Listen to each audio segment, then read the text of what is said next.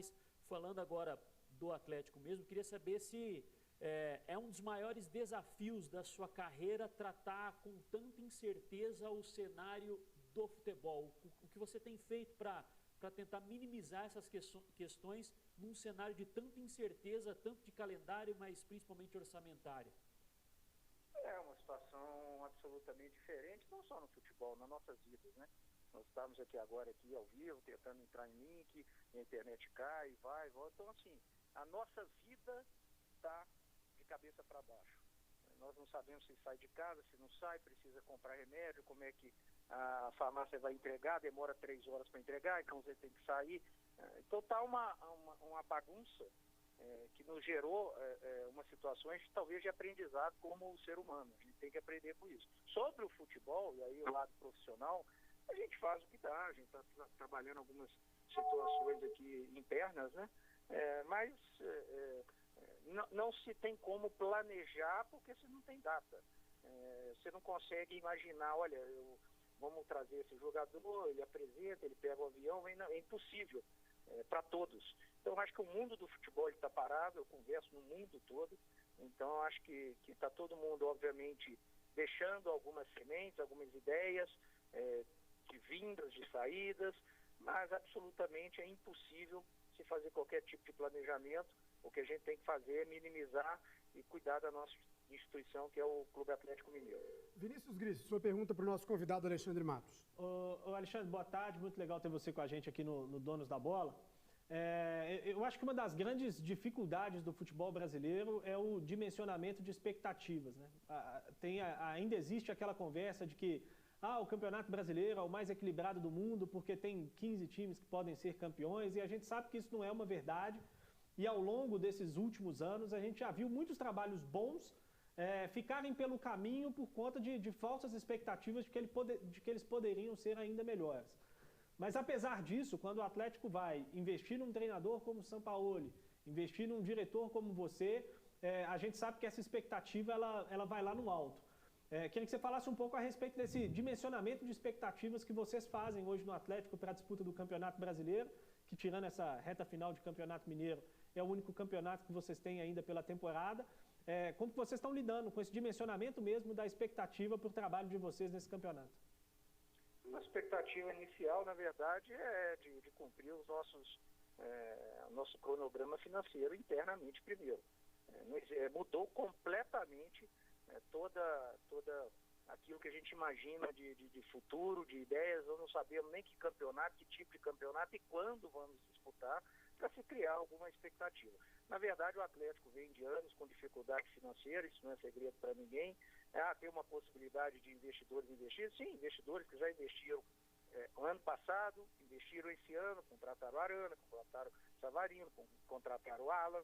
Então, assim, já tem muito dinheiro investido no Atlético. Esses mesmos investidores, que a MRV está bancando muitas situações já da nossa arena, que está para vir, que vai ser, sem dúvida alguma, uma grande atribuição e contratação do Atlético. Então, assim, não dá para você dimensionar nenhum tipo de expectativa, a não ser que vamos trabalhar, fazer o melhor possível, para quando tivermos algum tipo de ideia de campeonato, quando for que aconteça, a gente possa entender o que vai acontecer e aí sim direcionar alguns objetivos. Matos, a gente pediu no Twitter, nas redes sociais, algumas perguntas de telespectadores. Eu vou fazer primeiro, a primeira pergunta que a gente recebeu é de um telespectador que nos enviou via Twitter, o Pedro Carvalho 13, ele te pergunta: o Galo irá seguir com o projeto Equipe de Transição? O que você pensa nesse aspecto, Alexandre? Eu cheguei apesar de ter já 2, 3 semanas, quase um mês, mas efetivamente lá dentro da cidade do Galo eu tive 2 dias apenas. Eu acho que a gente, toda boa ideia pode ser melhorada, pode ter uma continuidade.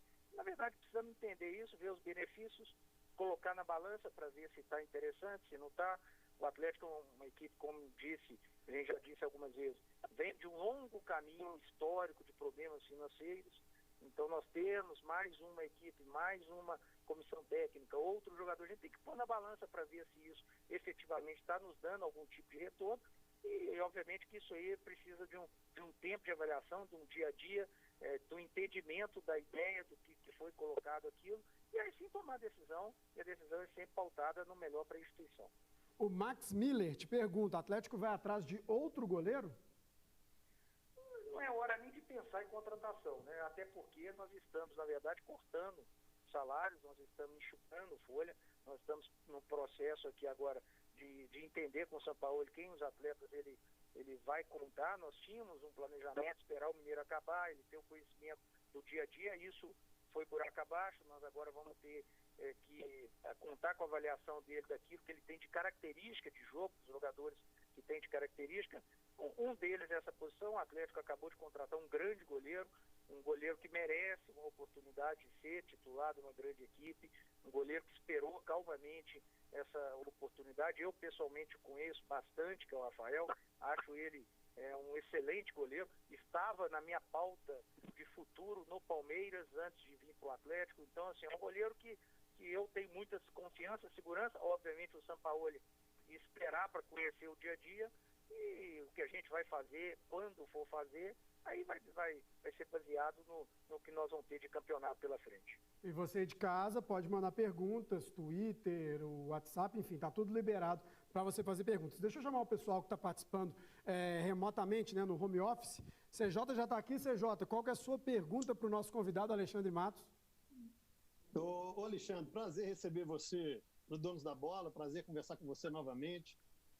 Como eu peguei algumas respostas aí pela metade, que a gente estava fazendo a conexão aqui, me perdoe se você já tiver respondido, mas foi em cima dessa última resposta sua aí que eu vou elaborar a minha pergunta. Você disse que não é hora de contratação. Concordo plenamente, pelo motivo inédito que o futebol mundial passa.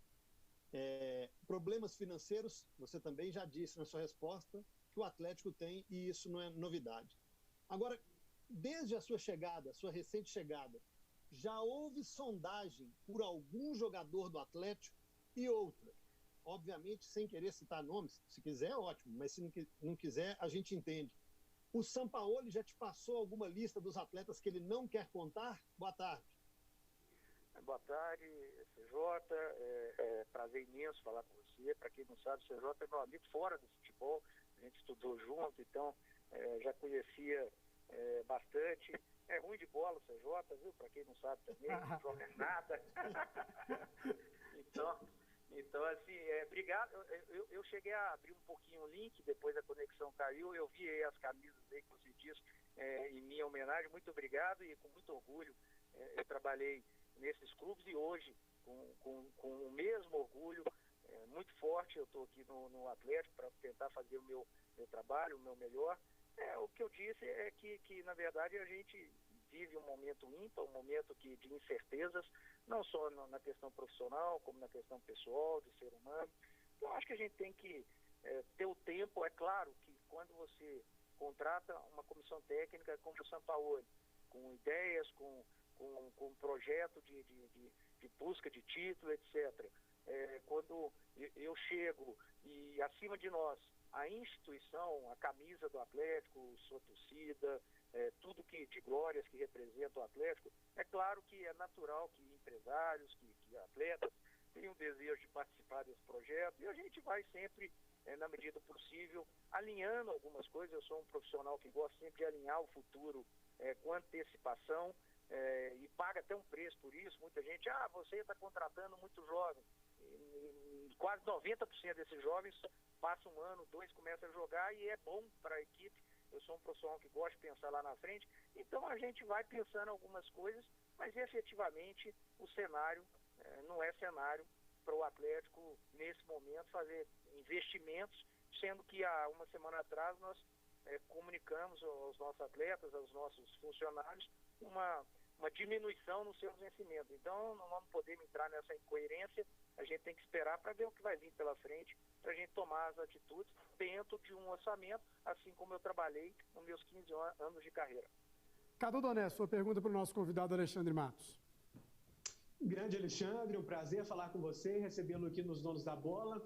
Há alguns dias, Alexandre, circulou amplamente, em âmbito nacional até, que o Sampaoli teria feito uma lista de jogadores, digamos, dispensáveis, né? Jogadores com os quais ele não contaria inteiramente, e que o Casares estaria nessa lista. Hoje pela manhã, lendo no Super Esportes uma matéria do Thiago Matar, eu vi que a sua relação com o agente do Casares pode ajudar com que esse jogador permaneça no Atlético. A gente pode observar, portanto, duas notícias um pouco contraditórias, né? Uma alguns dias atrás dizendo que ele estava numa lista de dispensa e outra hoje dizendo que ele tem boas chances de continuar. Qual que está mais próxima da verdade? O Casares fica ou sai do Atlético? Tudo bem, Cadu, como você está? Prazer é meu falar com você novamente. Cadu, todos nós conhecemos o Casares da sua qualidade técnica inquestionável. Como meia, é um dos melhores que tem no futebol brasileiro, quem sabe até sul-americano.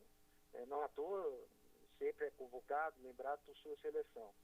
Eu acho que não consegui ter o dia a dia necessário e nem o Sampaoli para avaliação daquilo que ele imagina de jogo, e se o Casares, não só o Casares, como qualquer outro atleta, pode ser importante ou não naquilo que ele entende.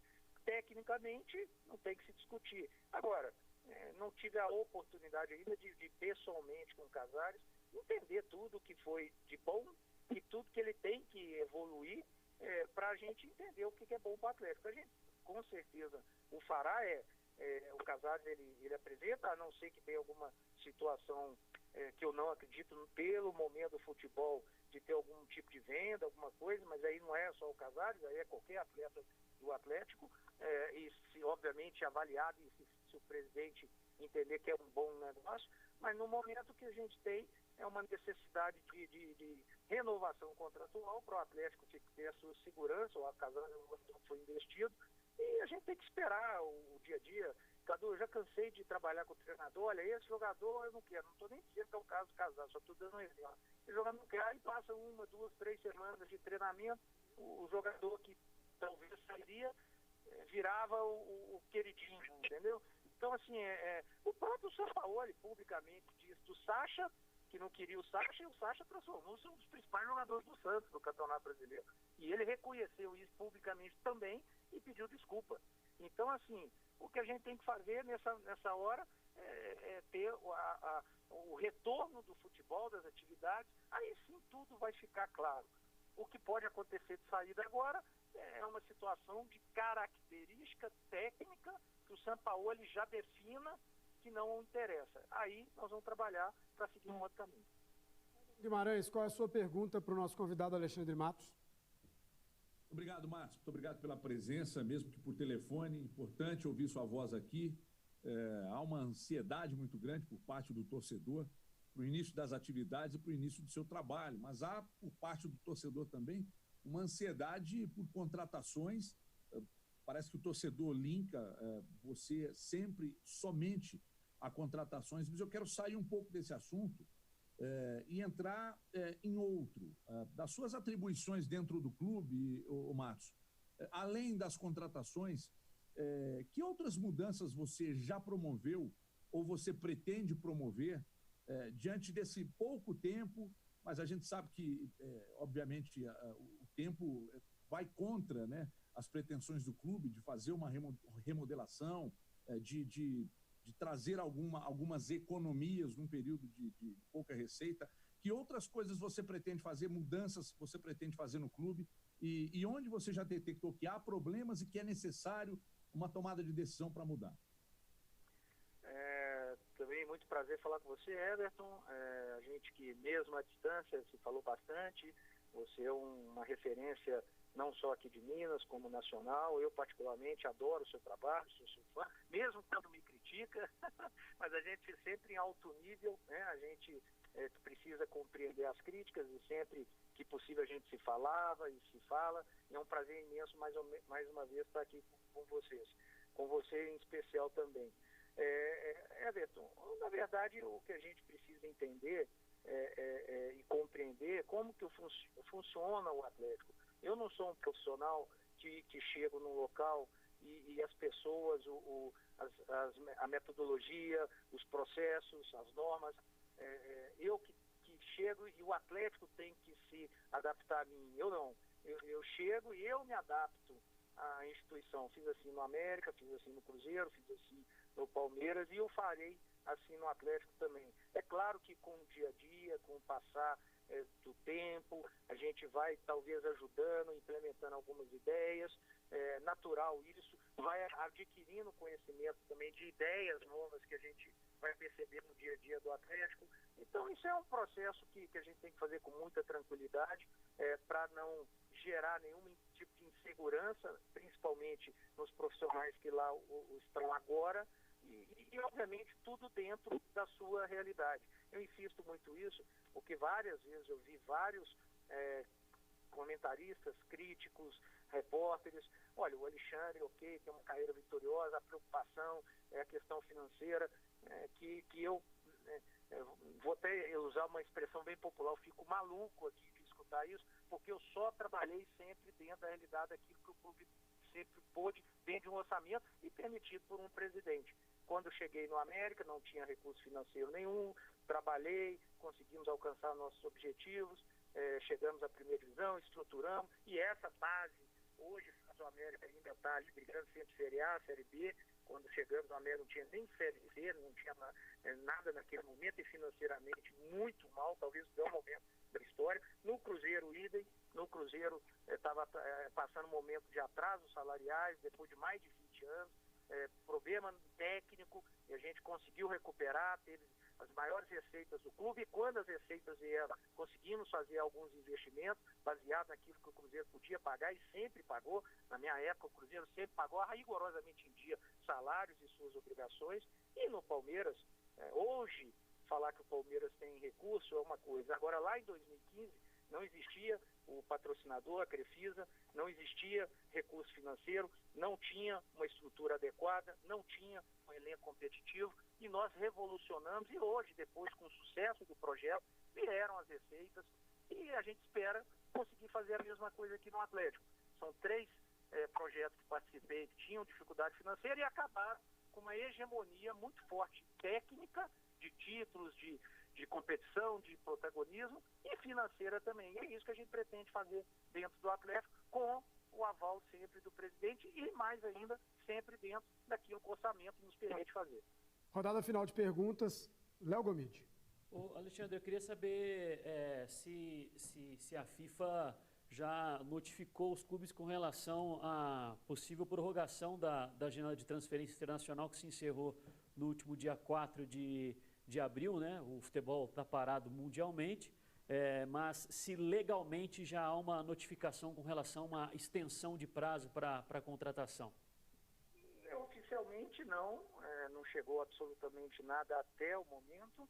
Há mais ou menos 3, 4 dias atrás eu conversei com as pessoas na CBF para entender esse processo. Na verdade, ainda está todo mundo perdido, todo mundo entende que isso vai acontecer naturalmente, mas oficialmente ainda não temos uma ideia e, sinceramente, não temos nem essa pressa de definição, porque nós não temos nenhum calendário, nem os seus registros de atletas disponível para a gente entender o que a gente precisa fazer agora.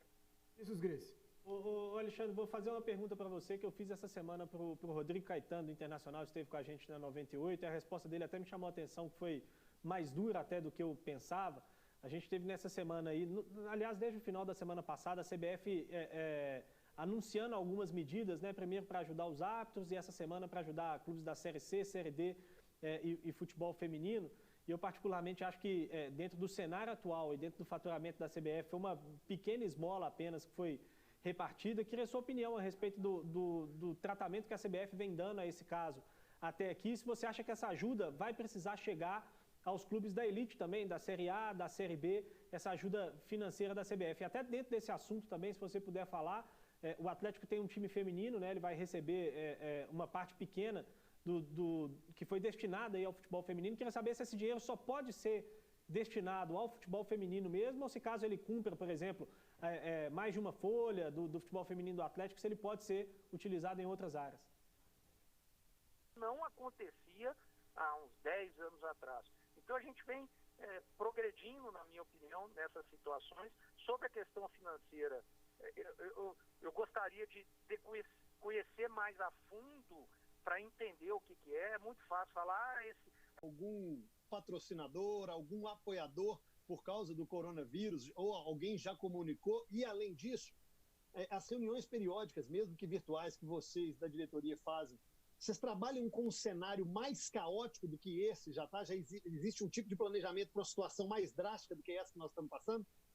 A situação é desesperadora. Eu não vou mentir, é desesperadora. Os clubes de futebol do Brasil, aí não é só o Atlético. Você pode colocar até hoje, com um momento financeiro melhor, Flamengo, Palmeiras, todos necessitam dos bancos para fazer algum tipo de conta garantida, alguma situação de antecipação em cartão de crédito pelo sócio torcedor. Então todos os clubes, no fim, o que muda são os valores que uma televisão paga, a quantidade de pay-per-view, a quantidade de camisa, a quantidade de sócio torcedor, porque o estádio 1 cabe 15, o estádio outro cabe 60. Então o que muda são... Mas aonde a busca pelo dinheiro, ela é muito parecida. Então, assim, hoje o cenário é desesperador. Os bancos também estão com cenários de dificuldade. Então, eles próprios estão segurando algumas situações corriqueiras na vida de um clube de futebol, e isso já está atualmente, nesse momento, e nós só temos praticamente 3 semanas, ou vamos dizer, uma virada de mês com esse cenário. Se isso se prorrogar por 2, 3, 4 meses, eu tenho muita preocupação que vai acontecer nos clubes de futebol do mundo, especialmente aqui do Brasil. Então, assim, não sei dizer, até porque não é minha área, e eu não consegui ainda participar de reuniões com todos no Atlético, que é normal de um gestor de futebol ter o conhecimento geral do clube, seja marketing, seja jurídico, seja de ações e etc., para te dizer alguma coisa sobre saídas ou não de algum patrocinador.